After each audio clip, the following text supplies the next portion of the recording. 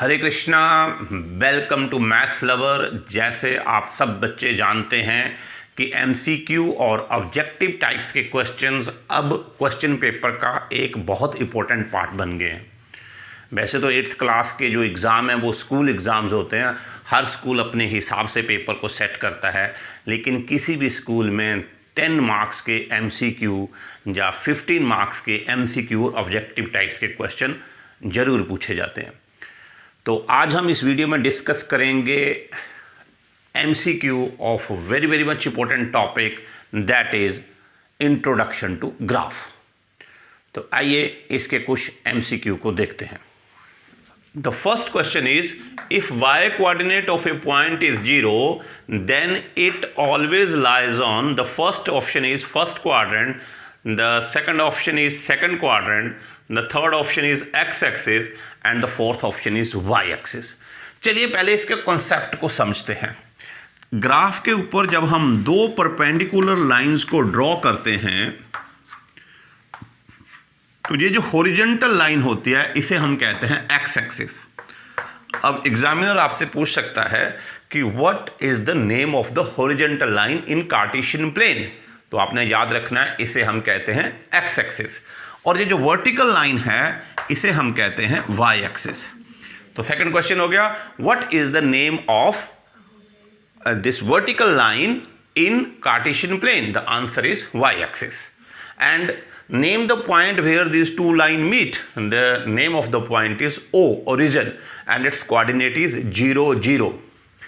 and ऐसे भी पूछ सकता है, name the point which lie on both the axes, that is O 0 0। now in this side we have positive values, जैसे तो आपने ये ग्राफ पे प्लॉट करना है, and this side is always positive 2 3 4, and again along x dash side we have negative value, and along y dash again we have negative value, -3 -4। now look here, look at the question. if y coordinate of a point is 0, y coordinate is 0, आपको पता है हम coordinate को ऐसे लिखते हैं 0, यहां कुछ भी हो सकता है, मान लो 5।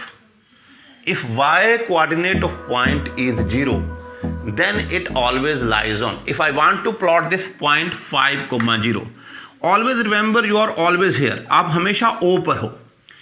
5, this is called abscissa and this is called ordinate। Second question पूछ सकता है, जैसे कोऑर्डिनेट दिया होगा and he says that the abscissa of the point 5, 0 is, तो आंसर होगा 5। याद रखो, ऐसे पूछ सकता है question, the ordinate of the point 3, 4, your answer is 4। Got it? तो ये भी दो क्वेश्चन आपने सीख लिए कि what is abscissa and what is ordinate. ये इस तरह के क्वेश्चन पूछ सकता है, what is abscissa of point 3, 4, you से 3, this is called x coordinate और एब्सिसा, और इसे हम कहते हैं वाई कोऑर्डिनेट और ऑर्डिनेट। तो पूछ सकता है what is the ordinate of the point 3, 4, you have to write 4। And अगर यहां पूछे what is the ordinate of point 5, 0, you have to write 0।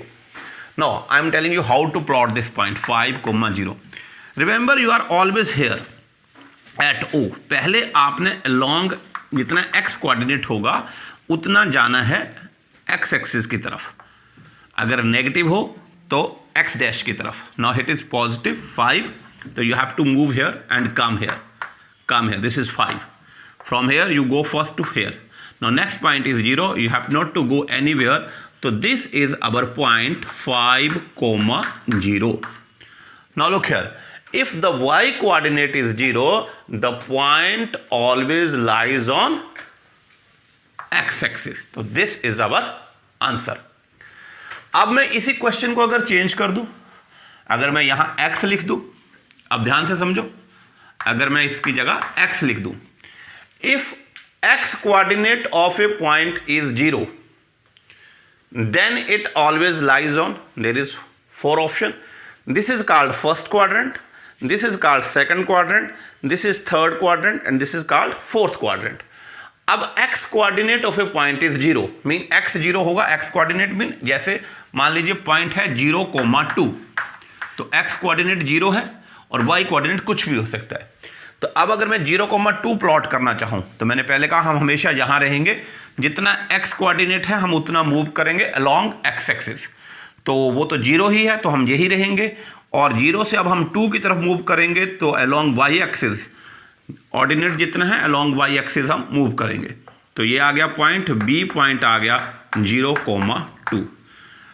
So if x coordinate of A point is 0 then it always lies on y-axis. So this is the answer of second question.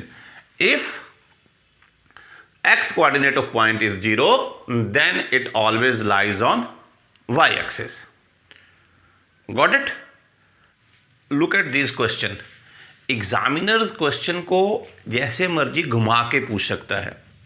तो ये मैंने 3 sample question लिखे हुए हैं, मैं इसी 3 question की help से आपको समझा दूंगा कि वो कैसे कैसे क्वेश्चन एग्जामिनर पूछ सकता है इस चैप्टर में से। जैसे फर्स्ट क्वेश्चन है abscissa of any point on x axis. मैंने अभी आपको समझाया कि एक्स एक्सिस में कोई भी पॉइंट होगा उसमें हमेशा वो इस फॉर्म में होगा, उसमें ऑर्डिनेट हमेशा 0 होगा। Any point on x-axis is x, 0 where x is any number, और इसका एब्सिसा मीन कोई भी नंबर हो सकता है और ऑर्डिनेट जो है वो 0 होगा। This is any point on x axis, any point on x axis is x, 0 and any point on y-axis is always in the form of 0, y। उसमें एब्सिसा हमेशा 0 होगा और ऑर्डिनेट कोई भी नंबर हो सकता है। वाई एक्सिस पे कोई भी पॉइंट होगा वो इस फॉर्म में होगा 0, y मीन ऐसे होगा 0,4, 0,7, 0,8 मीन वाई कोई भी नंबर हो सकता है, एब्सिसा हमेशा 0 होगा। और जो एक्स एक्सिस पे कोई पॉइंट होगा वो होगा x, 0 की फॉर्म में, मीन x कोई भी नंबर हो सकता है और इसमें जो ऑर्डिनेट है वो हमेशा 0 होगा। तो आइए इस क्वेश्चन को देखते हैं। Abscissa of any point on x axis, तो एब्सिसा जो है वो x है, x कोई भी नंबर हो सकता है, तो इसका आंसर होगा एनी नंबर। अब सेकंड पार्ट देखिए, ordinate of any point on x axis, और एक्स एक्सिस पे कोई पॉइंट है उसका ऑर्डिनेट क्या होगा। तो एक्स एक्सिस पे कोई पॉइंट होगा वो किस फॉर्म में होगा x, 0, तो उसका ऑर्डिनेट क्या होगा 0। अब इसी क्वेश्चन को वो ऐसे भी पूछ सकता है, यहां वाई एक्सिस लिख दिया हो सपोज। अब ऐसे पूछे abscissa of any point on Y axis, कि वाई एक्सिस पे कोई पॉइंट है उसका एब्सिसा क्या होगा। तो ये देखिए वाई एक्सिस पे कोई पॉइंट है किस फॉर्म में होता है 0, y, तो उसका एब्सिसा क्या होगा 0।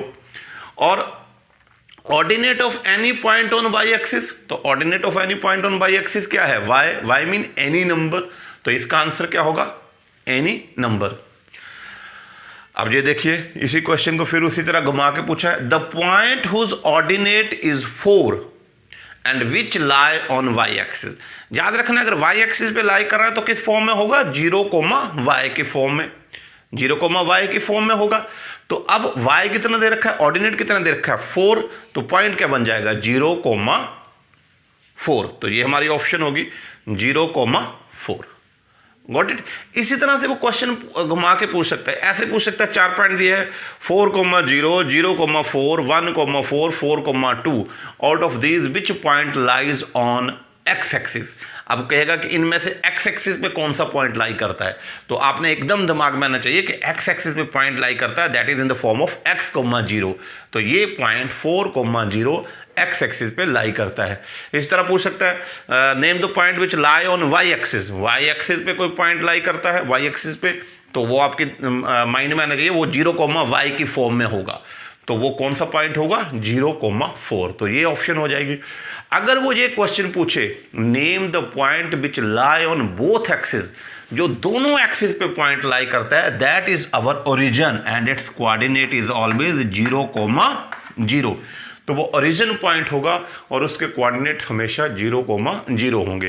तो ये पॉइंट दोनों एक्सिस पे लाई करता है, जहाँ पे दोनों परपेंडिकुलर लाइन, मैंने पहले ही बताया यहाँ पे एक्स एक्सिस और वाई एक्सिस मीट करती है, उस पॉइंट को हम ओरिजिन कहते हैं और उसके कोऑर्डिनेट क्या होते हैं 0, 0।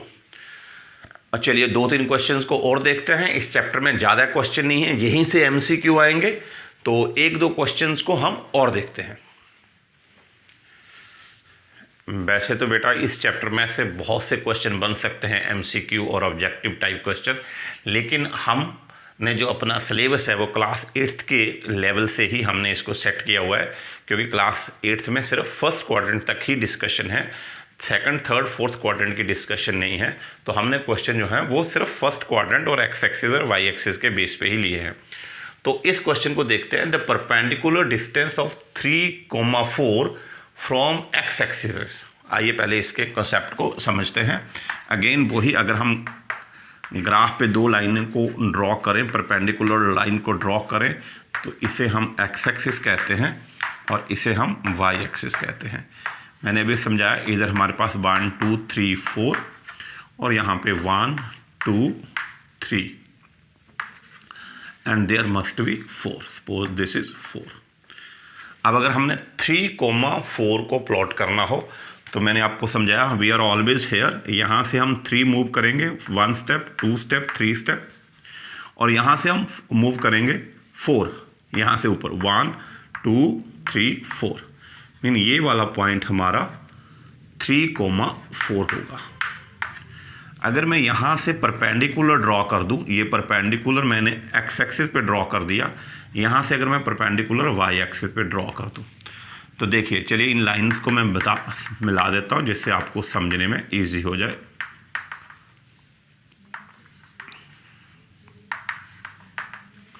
देखिए बेटा, अब बात को समझिए। एक्स एक्सिस से ये पॉइंट कितने स्टेप दूर है? 1 2 3 4। तो अगर वो हमसे पूछे perpendicular distance of 3,4 from x axis, तो ये पॉइंट एक्स एक्सिस से कितना दूर है, तो कितने स्टेप चले हम? 1 2 3 4। तो हम कहेंगे दैट इज 4 यूनिट। अगर वही ये पूछे कि 3,4 वाई एक्सिस से कितना दूर है, दिस इज वाई एक्सिस, तो ये पॉइंट 3,4 वाई एक्सिस से कितना दूर है, mean what is the perpendicular distance of point 3,4 from Y axis. तो आपने देखना है वाई एक्सिस पे पहुंचने के लिए हम कितने स्टेप चलेंगे? 1 2 और 3। तो हमें 3 स्टेप लेने पड़ेंगे, first step, second step, third step.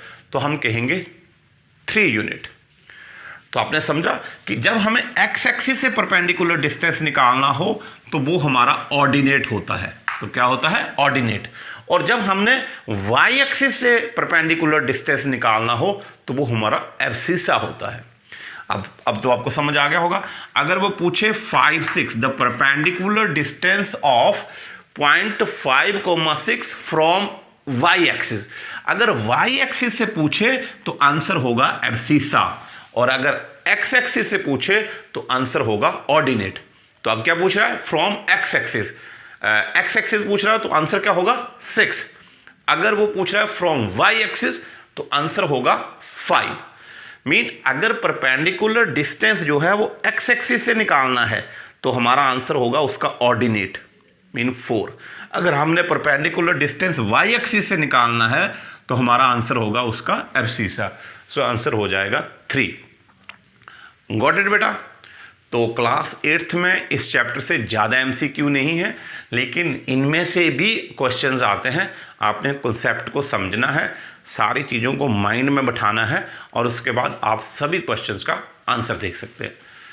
तो अगले वीडियो में हम नेक्स्ट चैप्टर के MCQs को डिस्कस करेंगे। Till then take care. Hare Krishna. God bless you.